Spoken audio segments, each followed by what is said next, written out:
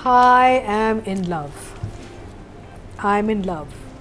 I love it. I love it. I love it. Mubarak to the whole Hum TV, MD team. Mubarak to Ali Moin, the writer. Mubarak to Asad Mumtaz, the director. Mubarak to all the cast, especially Farhan.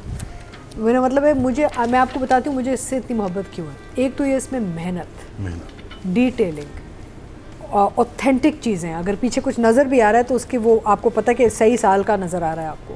ये बहुत मुश्किल काम है। Period time dramas बनाना is almost impossible, but it's lovely. So I love the मेहनत that's gone into. I love the अच्छा देन मुझे और क्यों मोहब्बत है इससे, क्योंकि मैंने एवेन्यू स्टूडियोज़ में फिल्में शूट की हुई हैं। सो मैं तो फिल्मी दुनिया को जानती हूँ।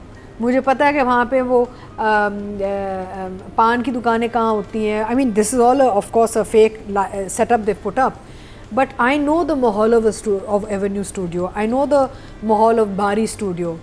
तो मैं तो ये इस सब से गुजर चुकी हूँ। मुझे पता है कि भी रिहर्सल्स कहाँ होती थी, डांस डायरेक्टर क्या करते थे, डबिंग कैसे करते थे।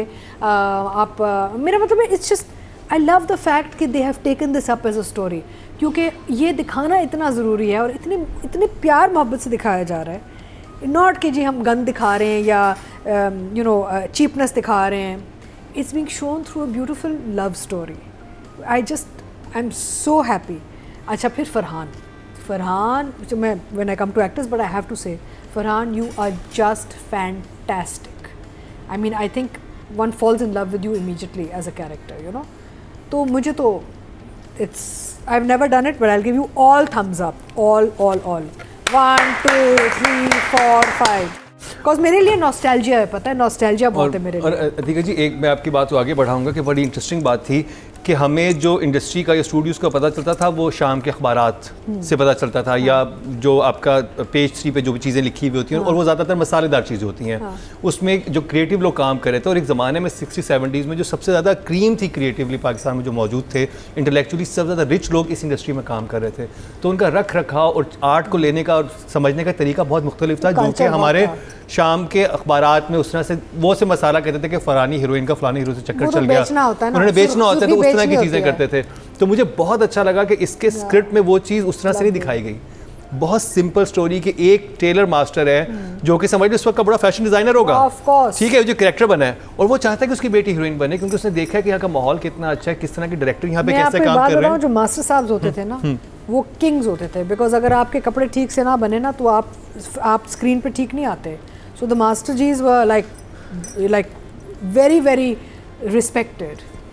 I mean it's just इसमें फैंटेसी बहुत है, इसमें एक ओवरऑल एक माहौल बनाया गया। लेकिन मैं इन स्टूडियोज़ में काम कर चुकी हूँ, मुझे पता है कि जी असिस्टेंट्स कैसे होते थे, स्पॉट बॉयज़ कैसे होते थे, डायरेक्टर ऑफ कोर्स तो बहुत बड़ी चीज़ थे, you know. But I mean I am just so happy they have done this really. तो मुझे तो I am just in love with it ना। तो आई एम नाउ लट्टू, आई होप आई स्टे लट्टू। बट ये है कि कहानी बहुत अच्छी है, डिफरेंट है, यूनिक बैकड्रॉप है, यूनिक आइडिया है। देखिए रोमांस को आप कहीं भी प्लेस कर सकते हो। इन्होंने फैसला किया कि हम एक फ़िल्मी दुनिया में इसको प्लेस करते हैं इन अ वेरी नॉन फिल्मी kind of way which is lovely. तो मुझे तो बड़ा अच्छा लगा। अच्छा इसमें मुझे चीज़ जो अच्छी लगी कि एक रख रखाव, डिसेंसी, वो सब दिखाया। बिकॉज अक्सर जब फिल्मों में जा रही थी 90s में, तो लोग कहते थे किस किस्म के माहौल में जाओगी, you coming from television, what is all this rubbish. I swear to God, मैंने जब अपनी पहली फिल्म की थी लाहौर जाके एवेन्यू स्टूडियो पे, जो डर गया वो मर गया, जितनी इज़्ज़त और प्यार मुझे लाहौर फिल्म इंडस्ट्री ने दी, टीवी वालों ने कभी नहीं दी। सही बात है। दे केप्ट मी, उन्होंने मुझे एक फूल की तरह रखा और इतना ख्याल रखा मेरा। और मुझे अच्छा, मैं बचपन से बेग साहब एंड शबनम की फिल्मों पे पली हूँ, राइट। तो I am a huge Pakistani film buff. For me to walk into those studios and look around and see the फवारे देखना, वो सेट्स देखना, वो लोग वो for me it was like fantasy land कि वाओ, यहाँ पे वहीद मुराद साहब होते थे, यहाँ पे मुनव्वर ज़रीफ साहब होते थे। तो ये जब ये रेफरेंसेस आती हैं मुझे इतना अच्छा लगता है, because I can so relate to what I went through as a young girl going into those और अकीका जी studios. कितने उन्होंने इंटेलिजेंटली, यानी एक मास्टर्स जी पूछते हैं कि मुनव्वर ज़रीफ साहब के घर में क्या हो रहा है, उनकी तबीयत थोड़ी ख़राब है, आई क्या थिंक वो बात जिगर है। का आर्जा लाहक हो गया, तो इन्फॉर्मेशन जो इनकॉर्पोरेट की गई है स्क्रिप्ट में, या, दैट्स वेरी इंटेलिजेंट, कि आपको बहुत सारी चीज़ें समझ आ अच्छा, रही हैं। मुझे और भी लोग जो बिहाइंड द सीन्स जैसे शहजाद गुल, सजाद गुल, ये वो लोग थे जिनके वालिद ने ये सारे स्टूडियोज बनाए और इनकी मैंने फिल्में की। I mean so much has come back watching this के it's so nostalgic for me. And मैं आपको बता रही हूँ ऑनेस्टली, लोग जब कहते हैं ना ये माहौल ठीक नहीं, वो नहीं दे, अच्छे बुरे लोग ना आपको हर जगह मिलते हैं। जी हाँ। तो मैं जब पाकिस्तानी सिनेमा मैंने जब कदम रखा ना, तो मुझे इतने अच्छे अच्छे लोग मिले। मुझे याद है जब सिनेमा इस मुल्क में मर रहा था, इसको हमने जब गला इसका घोट दिया, तो वो जो बाबे थे जो बेचारे रजिस्टर्स पकड़ पकड़ के हमसे डबिंग करवाते थे, मैं सोचती थी वो बेचारे भूखे मर गए होंगे सारे। हमने इतना जुल्म किया इस इंडस्ट्री के साथ सनबली, और आज भी कर रहे हैं। आप हाल देखें आज फिर सिनेमा का, we need to revive it with sincerity.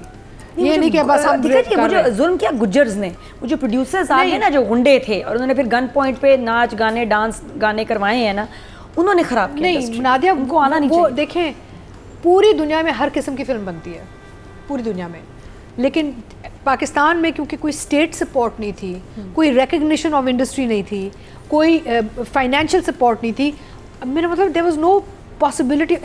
वो भूल जाए कितने मुश्किल रिजीम्स आई, जब ज़ियाउल हक का टाइम आया, इतनी मुश्किल रिजीम के सब कुछ बंद, यानी कि no encouragement whatsoever. But for God sakes we are living in a democratic country, please let's wake up now. And soft image, आप अभी बैठे हैं, आपको अंदाजा हो रहा है आपकी सॉफ्ट इमेज कितनी पावरफुल है, कितनी पावरफुल। हाँ, बहुत उन्हें बैन ज़रूरी करनी पड़ रही है, है। बहुत ज़रूरी है to bring film back.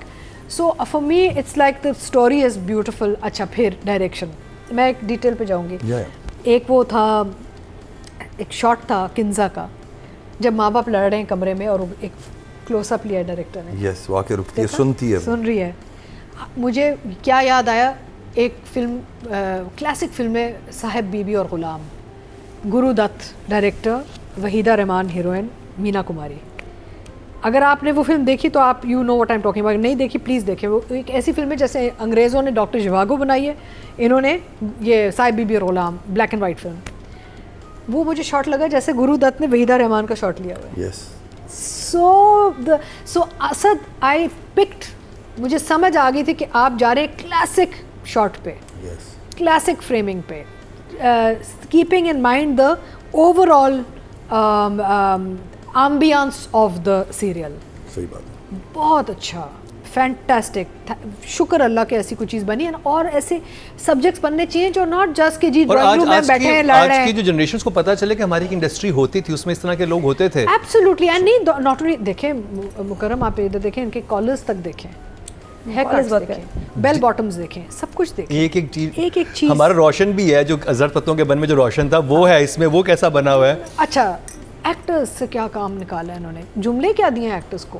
I mean Rashid Farooqui को देखें यार, वो बोल क्या रहे हैं। फाइनली राशिद फारूकी को अच्छा कैरेक्टर मिला है, हम उनको बड़े से वेट कर। फाइन आर्टिस्ट, मेरा मतलब, Yes. One of the best we have. So I am delighted. So for me writing direction both are at 10।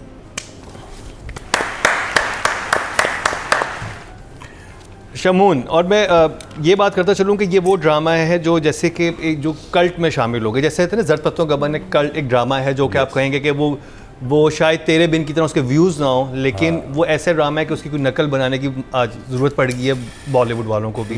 तो ये उसी जॉनरा का ड्रामा है कि ये बहुत ही स्लीक सटल वे में, बहुत ही डिटेलिंग के साथ ये बनाया गया। तो नया डिस्कवरी डर के डांस कर रहे थे ना सारे, तो कौन डर रहा था भाई, 70s 60s 70s में कोई नहीं डर रहा था। It was disco time in Pakistan. तो anyway, so basically overall I think everybody, Kinza, Farhan, everybody, Rashid, Jalay, long list of people, Ali Tahir, किस किस का नाम लें, फैंटास्टिक अली सिकंदर, इतने लोग हैं। आई मीन आपने भी कुछ ना, everybody fantastic. But I think Farhan जो है ना, जैसे ही वो स्क्रीन पे आता है ना, तो एक चमक बत्तियाँ जलनी शुरू हो जाती हैं। ही हैज़ अ मैजिक, उसमें कुछ है, specially in this I am really enjoying him in this character, something about him in this role where he comes and the screen lights up, you know, his expression, body language, his sweetness. और फरहान बड़े अरसे के बाद कोई drama करते हैं। हमने जो लास्ट देखा था झोंक सरकार देखा था, जिसमें पुलिस ऑफिसर बने थे, इसमें बिल्कुल कंप्लीटली चेंज। बट देखो यहाँ पे इसके, देखो कितना मासूमियत जो आ रही है इसकी, he is a lovable character, you know, lovely. I think कि this honestly right now the whole thing really is based on Farhan and his character, because he's the central idea right now. Kinza is coming in slowly. Kinza is also fantastic, but Farhan lights up the screen for sure. So, but I will give them both a 10. Oh, very good. मैं S का drama यार.